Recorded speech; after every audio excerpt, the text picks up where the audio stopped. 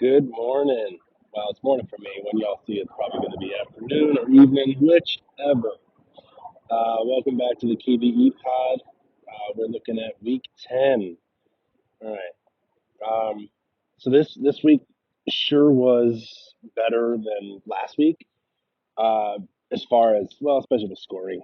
Even with the terrible primetime games on the schedule. Um, Overall, points were up from last week, but I'm thinking the main reason for that might be that the top teams all had a bye last week. Chiefs, Eagles, Fins, Niners, Jags, everybody was out. So let's just dive in. I'm going to start with CJ Stroud. He continues to impress this week, taking down the Bengals. And by the way, I totally called that as a trap game for them. Stroud's elevating his wide receivers around him. He's improving the running game chances. Now that the teams have to defend the pass, he's constantly throwing 350, 400 yards a game. It's crazy, especially from a rookie, number 2 overall pick on a team that's just bad. Noah Brown, Tank Dell, Nico Collins, just 3 of the names benefiting from Stroud's uh, resurgence. Resurgence is the wrong word. Let me say just emergence. That's probably because it's the first. Um, Singletary and Pierce are doing well, even if Pierce was out. Schultz is also doing better. It's not that the Bengals truly struggled in this game, but it's not like earlier in the season when Burrow was hurt with a calf injury, but they just didn't have an answer for the Texans this week. Bengals have a short week this week against the bitter rival and division-leading Ravens, so they have a tall task. They want to upend them and flip the script. Good lord, on the way to their season, the way their season is trending. And the fact that the Texans get to face Kyler and the Cards next week. Speaking of Kyler, the triumphant return of our favorite first-round fourth grader, grown man. I mean, men of his stature are in short supply. Ode to Shrek. He came back, and while he didn't necessarily light the fantasy world on fire, he did just enough to get the win. He looked like his old self, running for his life. He did take 2 sacks, but excuse me, the insane 3rd and 10 scramble near the end, setting up the game-winning field goal was immense. I think the Cards are about to play themselves out of the running for a top pick, which means um, they're probably going to be doing well, especially with their schedule. I want to say they're in the middle or easier in terms of schedule remaining, and I think that Kyler will help inject some of that resurgence attitude. There we go with that word again. The win by the Cardinals means that the Falcons lost. Obviously, unfortunately, it seems to be the theme for this year for them. They need a quarterback and preferably a veteran if they want to maximize the current roster that they have. Sure, they could draft one of the many top quarterback talents, which a lot of teams would want, as you could have the young quarterback grow with their weapons around them. Um, but I think if they were to trade for one of the many teams that have a cast-off veteran, um, and maximizing the roster that they have right now, um, they could pick a lineman, maybe something to help boost and give their quarterback, whoever they have, some real time. Um, they could trade someone maybe like Cousins or Dobbs, whoever the Vikings don't want. Maybe Justin Fields if Chicago wants to start over, and pretty much anyone else who's available, not named Zach Wilson. Speaking of Zach Wilson, how do the Steelers get away with these awful wins each week? So, I mean, this team is, personal biases aside, is the toughest to watch, and yet they're just slippery enough to win when they have no right to. The Packers actually looked like they knew what they were doing for large portions of this game for once this season, and yet they still managed to lose. The defense bailed out Pittsburgh again, did enough damage to bail out Matt Canada in the offense.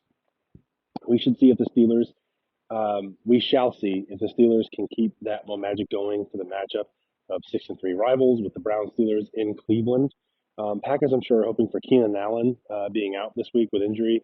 Um, they play the Chargers next week. He's got a AC sprain. Keenan Allen says he's playing, but I mean, he's not going to be 100%. Um, but if he's anywhere close to 10 catches, 100 yards, maybe a touchdown, he's in for a long game for sure. So, what in the world happened in Jacksonville? So they get 1 week off and decide to fall flat on their face. After the second turnover for the Jags, I started to envision a playoff game against the Chargers in which they just came back and won, and they just did. The Niners got their health back during the bye week. Everyone not named Christian McCaffrey got a touchdown. When they're healthy, they have the most dynamic offense. Of course, talking about the Niners in the NFC, they've got a top receiving talents in Debo, Ayuk, Kittle, and Christian McCaffrey. Top running back talents in Debo, Christian McCaffrey. Trent Williams was back, which helps everybody on that offense. And Purdy did really well again. So I don't necessarily blame the Jaguars. In reality, I don't blame the Jaguars. Um, it kind of turns out to stop the Jaguars, you just kind of stop ETN. Apparently, every game that they've lost this year when ETN uh, was when ETN was kept out of the end zone. So hopefully they can fix that because teams will be king on that fact, specifically in the AFC South. I would bet.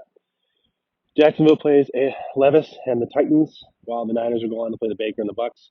Um, Speaking of the AFC South, um, they uh,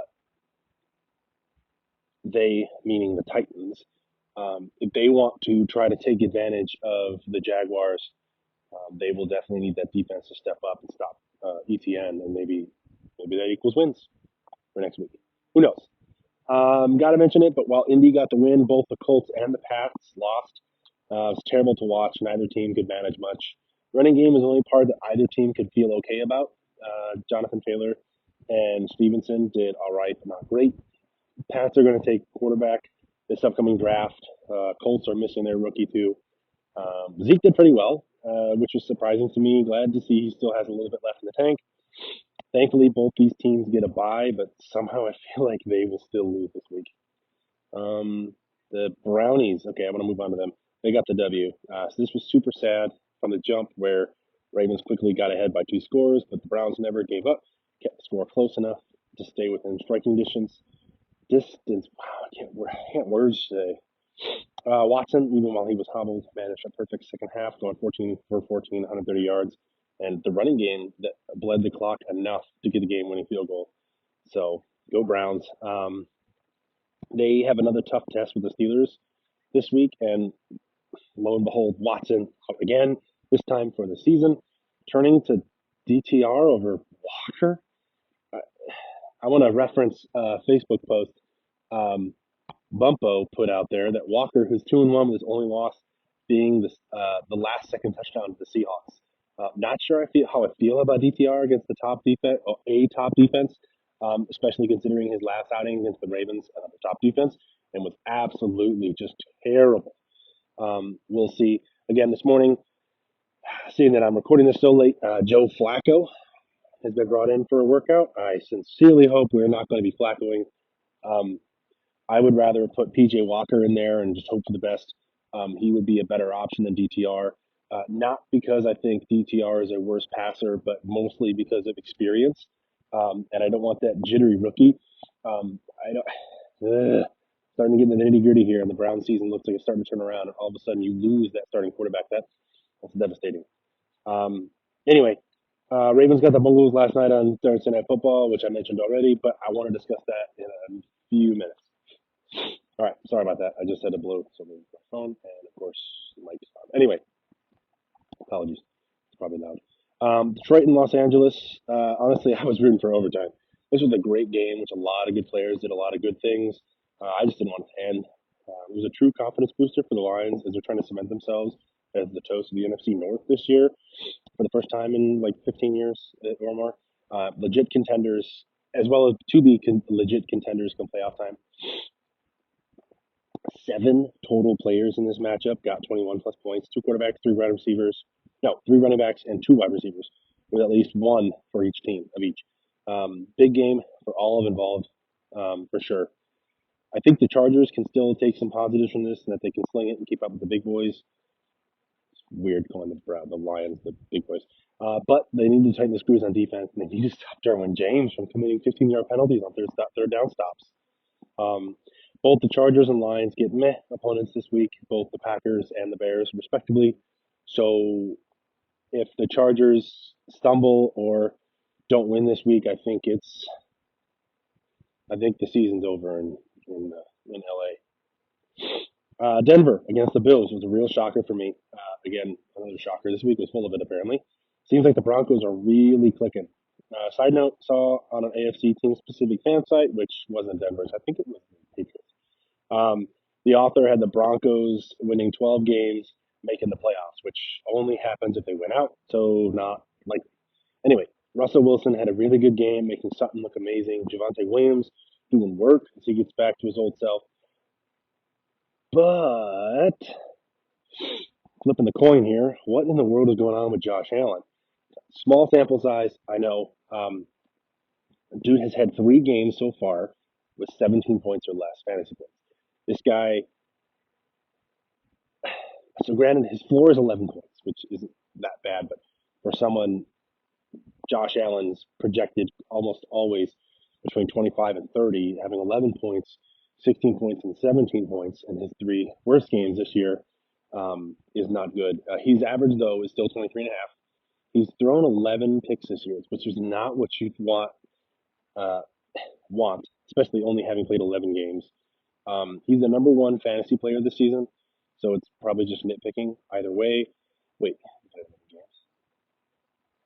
it's week 10. He's had more than 1 pick a game. I can't do math. He may have 9 games. Do they have 9 games? Are they 5? No, they're 5 and 5. So they played 10 games. Good Lord, I love how I can do math. Anyway, he's the number 1 fantasy player this season, so it's really just nitpicking. But either way, the Bills, even though he does get a lot of points, especially in our league, I think his efficiency is really dropping. His interceptions are up, his efficiency is dropping. His legs are keeping his score inflated. Um, he was in the 30s, I think, for most part last year, and he's spending low 30s. He's had a game in the 50s, I think, so far this season. But excuse me, his average is 23 and a half, which I know I mentioned, but I don't see the consistency that he displayed once he kind of turned it around last couple of years. So either way, it doesn't really matter. The Bills are still trying to claw their way to get back into the conversation with the AFC East, which I don't know if will happen, but playoffs as well. Um, and they really do need to claw themselves back to avoid some serious tough questions in the offseason, specifically dealing with Diggs and a lot of veteran players. Do they make another trade for another player? Do they swap Diggs out for somebody? I don't know. Um, Trevin Diggs is not making it easy for Stephon and the Bills. I know Stephon has had some, uh, I don't know, some questions publicly out there about the Bills and Josh Allen. So not really the best look. They just need to tighten it up and get back at it. They do have a kind of tough schedule, so they need to take the wins where they can. And Denver was one that they really needed that win. Buffalo gets the Jets defense and Sauce Gardner this next week. Broncos got to go against Pastronaut Vikings. All right, so let's talk about the week's games. The Cleavies won against Bums Leaving Love, 184 to 122. In that game, we had a real quarterback battle.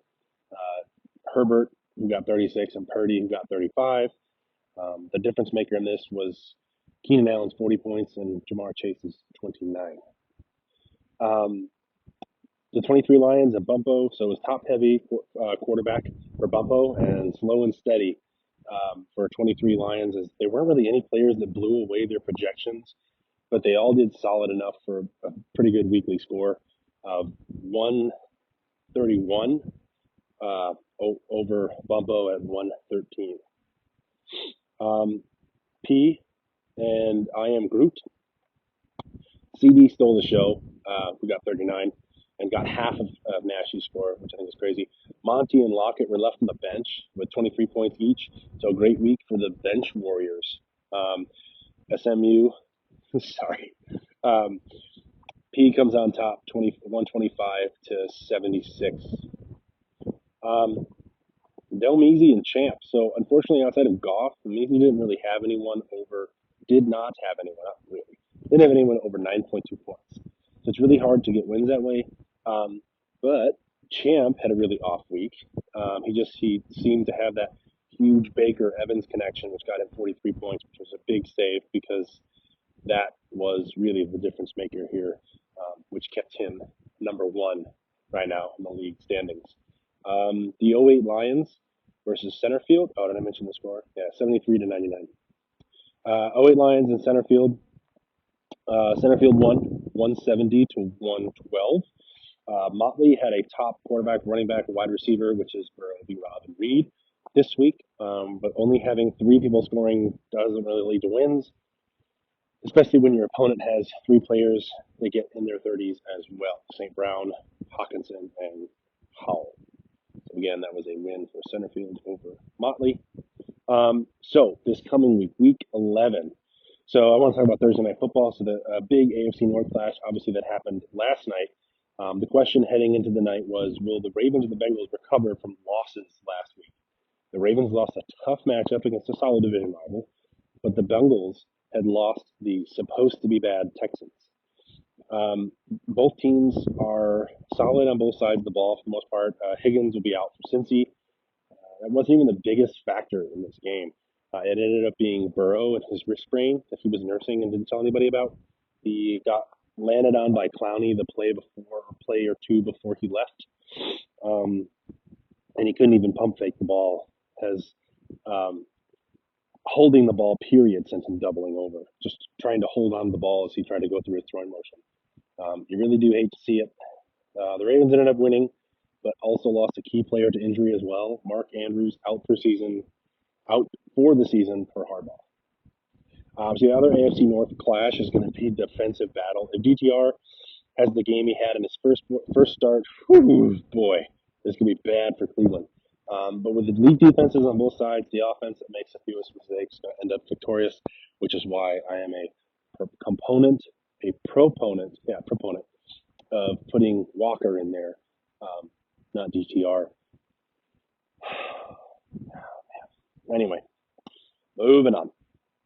I'm looking forward to also the quarterback battle between Arizona and Houston. I think if Houston wants to make a run at the AFC South title, winning here and keeping the foot on the gas is key. I don't think Kyler Murray could potentially keep up with Stroud at the pace he's going. I know Kyler Murray's still working his way back, but with his legs, he looked fresh last week. Obviously, he better be, but didn't look too rusty. His completion percentage was really down.